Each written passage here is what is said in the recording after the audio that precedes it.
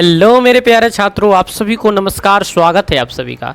मेरे भाई, आज के इस वीडियो लेक्चर्स के अंदर मुझे पता है कि आप इस वीडियो को भी छोड़ के जाओगे। जैसे हर वीडियो को देखते हो, टिक करके चले जाते हो, टिक करके चलिए। आपकी उंगली नहीं ना रुकती है। इस वीडियो पे रोक लो मेरे बच्चे, रोक लो रोक लो रोक लो, वरना पछताओगे। कसम देता हूँ, रोक लो।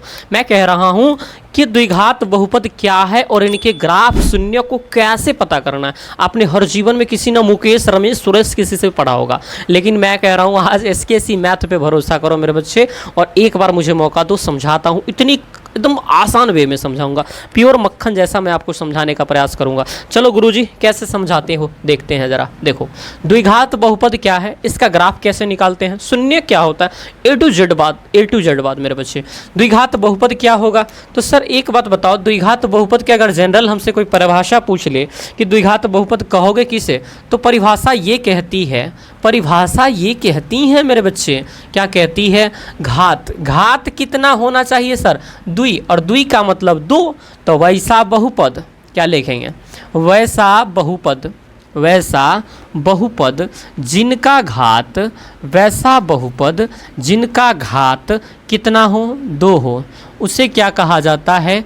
उसे द्विघात बहुपद कहते हैं। उसे क्या कहते हैं? द्विघात बहुपद कहते हैं। उसे क्या कहते हैं सर? द्विघात बहुपद कहते हैं।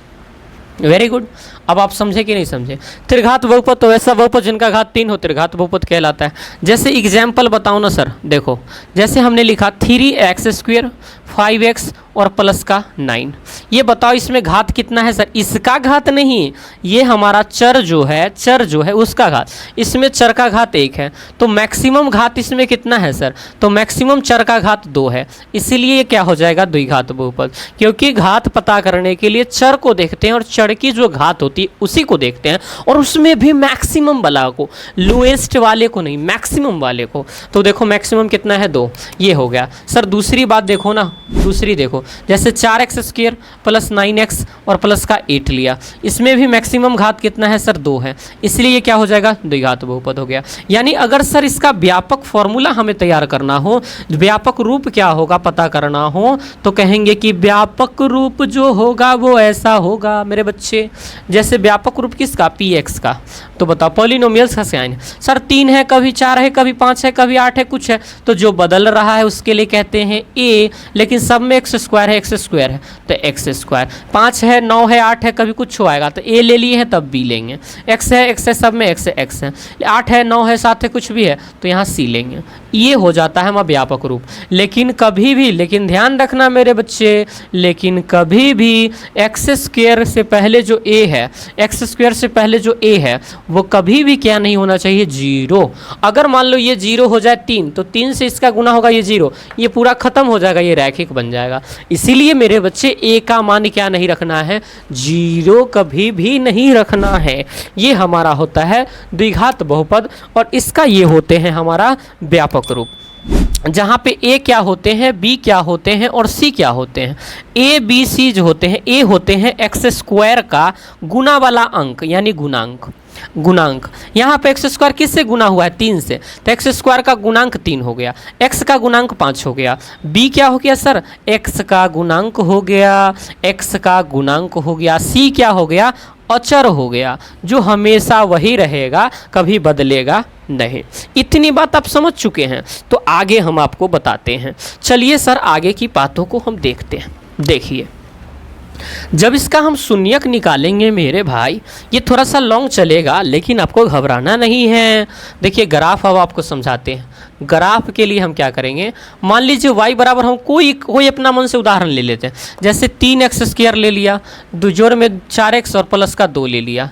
अब इसका ग्राफ जब हम बनाएंगे तो मान लीजिए कि x के जगह पे हमने रखा 0, तो y के जगह पे कितना आएगा? ई 0 हो गया, इहो 0 और 2 हो गया। x के जगह पे मान लीजिए 1 लिए, तो 1 हुआ, तो 1 का स्क्वायर 1 और 1 3 और 4 7 और 7 और 2 9, तो y का मान 9 हो गया। x का मान मान लीजिए 2 हुआ, तो y के मान कितना? तो 2 दूना 4, 3 4 तिया 12 और 2 8, कितना हो जाएगा? 20 और 2 22। अब x का मान लीजिए -1 ले लिए, तो -1 का स्क्वायर 1 होगा, और 3 एकम 3 4, देखिए 3 घटे 1 का स्क्वायर प्लस 4 गुना -1 और प्लस का 2, तो 1 के स्क्वायर 1 के, तो 3 और -4 और प्लस का 2, -1 + 2 यानी 1 हो गया। तो y का मान कितना आ गया? 1 हो गया। y का मान कितना हो गया मेरे बच्चे? 1 हो गया। बहुत अच्छा वीडियो मेरा चल रहा है। अभी मैं वीडियो चेक करने गया था, चूँकि पीछे कोई है नहीं है, मैं अकेले ही देखना पड़ता है। y -2 लिया, तो -2 लोगे तो सर क्या होगा? तो यहाँ पे -2 रखोगे, यहाँ पे कितना? -2 रखोगे, तो -2 दूना 4, तो 4 × 3 कितना हो जाएगा? 12। 4 × 3 कितना हो जाएगा? 12, और 2 चौकी 8, -8 + 2, तो अब 12 में से 8 गया, 4 2 6। अब इसका मैं ग्राफ बना के दिखाता हूँ आपको, इसका मैं ग्राफ बना के दिखाता हूँ। बहुत आसान है। अभी थोड़ा देर मैं डिटेल कर रहा हूँ, फिर मैं शॉर्ट कर दूंगा। देखो 1 है, 2 है, 3 है, 4 है, 5 है, 6 है, -1 है, -2 है, -3 है, -4 है। यहाँ हमने लिया 3, यहाँ हमने लिया 6, यहाँ 9, यहाँ 12, यहाँ 15, यहाँ 18, यहाँ 21 और यहाँ 23। ऐसा करके मैं 3 6 9 12 15 18 18 3 21 21 3 24, यहाँ 24 हमने ले लिया। अब बताओ x जब 0 था तो y 2 था, x 0 था तो y का मान यहाँ आया था। ठीक है, x 1 लिए थे तो y 9 हो गया था, x 1 लिए थे तो y यहाँ पे आ गया था सर। x का मान 2 लिए थे तो y 22 हो गया था, यानी 22 एक के बार यहाँ आ गया सर। x का मान 2 लेने पर यहाँ आ गया सर, वेरी गुड। और आगे चला जाता, x का मान -1 लिए थे तो y 1 हो गया, y 1 तो यहाँ पे आ गया सर, वेरी गुड। x का मान -2 तो y 6, -2 तो y का मान कहाँ गया? यहाँ आ गया सर। यानी ग्राफ आपने देखा कि कुछ इस तरह से भाग रहा है, और ऐसे भागेगा ग्राफ हमारा, ग्राफ हमारा ऐसे भागेगा। ये ग्राफ हमारा भाग रहा है। यानी आपने क्या देखा? द्विघात बहुपद जो होते हैं उनका ग्राफ कैसा होता है सर? यू आकार का। क्या सर नीचे नहीं होगा? बिल्कुल नीचे भी होगा मेरे बच्चे, ये बिल्कुल नीचे भी होगा। कैसा होगा? नीचे भी होगा। तो ध्यान रखना है, सिर्फ आपको ध्यान रखना है कि इसका ग्राफ कैसा होता है। तो सर कहेंगे इसका ग्राफ जो होता है ना सर, इस वाले चीज़ को कहते हैं परवलय। क्या कहते हैं? परवलय, पैराबोलिक, पैराबोलिक, इसको परवलय कहते हैं।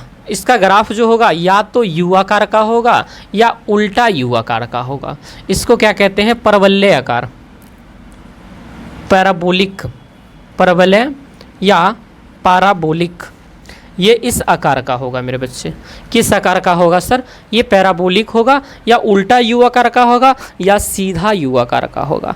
आपने कहा सर ये एक्स अक्ष को तो काटती ही नहीं है, तो मैंने कहा काटती नहीं है तो क्या हो गया? नहीं होगा, नहीं काटती है, नहीं होगा। आगे देखिए मैं क्या कहता हूँ, जरूरी नहीं है कि काट ही दे, जरूरी नहीं है कि काट ही दे। अब आप मेरे को देखो, एक ग्राफ मैंने ऐसा बनाया जिसमें हमने ये कहा, यानी एक्स अक्ष को यहाँ काट रही, एक्स अक्ष को यहाँ काट रही। ये कौन सा बहुपद है? इसकी शून्य कितनी होगी सर? यू आकार का है। यू आकार किसका होता है? द्विघात का। किसका होता है? द्विघात बहुपद का। सर इसमें शून्य कितने हैं? तो सर एक्स अक्ष को 2 बार काटा है, इसलिए शून्यक 2 हैं।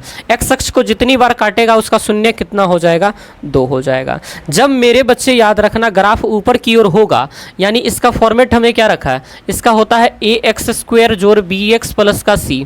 याद रखना, अगर इसमें का a है, अगर वो 0 से बड़ा हो, इसमें का जो a है अगर वो 0 से छोटा हो मेरे भाई, अगर a का मान 0 से बड़ा हो तो ग्राफ होगा ऊपर की ओर, और a का मान 0 से छोटा है तो ग्राफ होगा नीचे की ओर। ध्यान रखना, a बड़ा ग्राफ ऊपर, a छोटा ग्राफ नीचे। इस बात को ध्यान रखना। किस आकार का होता है? यू आकार का या उल्टा यू आकार का इसका ग्राफ होता है, जिसे क्या कहा जाता है? पैराबोलिक कहा जाता है। जैसे देखो, अब ये ग्राफ हमने आपको समझा दिया, इतनी बातों को आप ध्यान रखना, वेरी गुड। अब जरा देखो, मैं दूसरी ग्राफ को आपको समझाता हूँ। दूसरी ग्राफ मैं आपको यूँ समझाऊंगा, मैं इसको यहाँ लिख दूँ क्या कि a का मान जब 0 से बड़ा होगा तो ये ग्राफ बनेगा यू आकार का, और a का मान जब 0 से छोटा होगा तो बनेगा ऐसे यू आकार का। यहाँ अब देखो, मैं यहाँ पे कुछ बताता हूँ। मैं यहाँ पे यूँ बता रहा हूँ कि मान लीजिए एक हमने लिया इक्वेशन ऐसा, हमने ये वाले ग्राफ को लिया, और ये वाली ग्राफ कुछ ऐसा है मेरे बच्चे कि इसने एक्स अक्ष को ऐसे गया, टच करके चला गया। तो टच करके चला गया तो सर ग्राफ है यू आकार का। यू आकार का है इसलिए ये कैसा हो गया? द्विघात। ये कैसा हो गया? द्विघात। इसमें शून्य कितने हो गए सर? इसमें शून्यक हो गए मेरे बच्चे 1। शून्य कितने हैं 1, क्योंकि ये एक्स अक्ष को कितनी बार काटा है, एक बार काटा है, एक बिंदु पर प्रतिच्छेद किया है, यानी एक ही बिंदु ऐसा है जिस पर एक्स, ये संपाती हो गया। कैसा हो गया, यानी एक्स अक्ष का एक शून्यक जो आया वो 2 बार आएगा, एक शून्यक जो आया वो कितनी बार आएगा, 2 बार आया। यानी ए और बी बिंदु जो, मान लीजिए ऐसा अगर होता ये ग्राफ ऐसा, तो ये ए है ये बी है, लेकिन ए और बी दोनों यहीं पे आ गया, इसलिए इसके शून्य क्या होते हैं, संपाती। जब एक बिंदु पर 2 चीज़ आ जाए तो उसे संपाती कहा जाता है। लेकिन इसका मतलब ये हुआ कि सर एक ही शून्यक 2 बार होगा, एक ही शून्य कितनी बार होगा, 2 बार। जैसे x बराबर हो जाएगा 2 -2, या x बराबर हो जाएगा 2 2, ऐसे टाइप से हो जाएगा। ये इसका ग्राफ हो जाएगा जब बिंदुओं को एक बार काटेगी। तो तीसरी स्थिति हो सकती है कि x अक्ष से ऐसा जाए और ये x अक्ष को काटे ही ना, फिर भी ये द्विघात हो जाएगा। कैसा हो जाएगा, द्विघात हो जाएगा। तो याद रखना, द्विघात बहुपद के शून्यक या तो होंगे या तो नहीं भी हो सकते हैं। द्विघात बहुपद के शून्यक या तो एक हो सकता है या एक नहीं हो सकता है या फिर 2 होगा।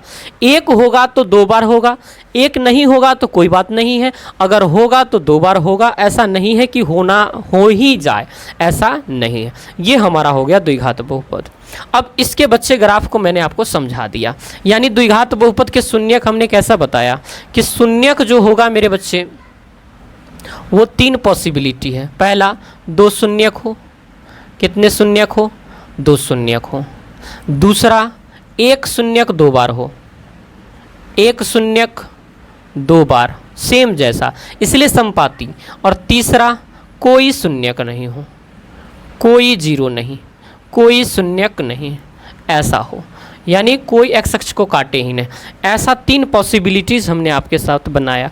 मुझे उम्मीद है कि आप इसे समझ पाए होंगे। अगले वीडियो में मैं आपको बताऊंगा -b/a कैसे आता है या x² अल्फा गुण्य बीटा कैसे आता है। उस वीडियो का इंतजार करिए। तब तक के लिए यहाँ से मैं अलविदा लेता हूँ।